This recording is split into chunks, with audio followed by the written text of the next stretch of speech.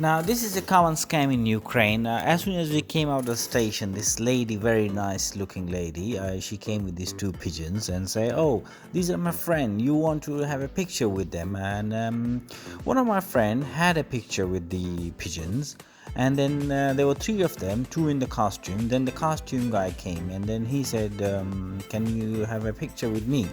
And then, after the courtesy, we offered them about €5, and we were astonished that these two demanded for €50. And then, when we refused, they were very rude, very argumentative, and they tried to force us and try to extract money out of us. And then eventually we had an argument with both of them, and as soon as she realized that we're not going to pay the money, she became very rude and she said, we want to give me the €50 and we won't accept that. And I don't know, there was a police around there, and they didn't care about anything. And you can see in a minute, you will see in a minute that the guy is coming to the camera, and this is the guy. And then one of my friend, he was very strict, and he was very strong about that.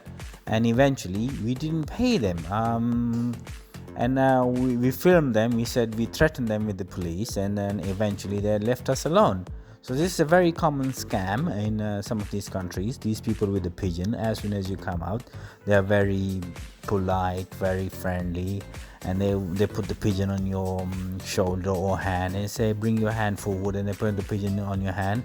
And as soon as the pigeon sits on your hand, and they try to take a picture with you, and then you're caught in their scam. So the best thing is that you should avoid taking their pigeons or bird or whatever that is.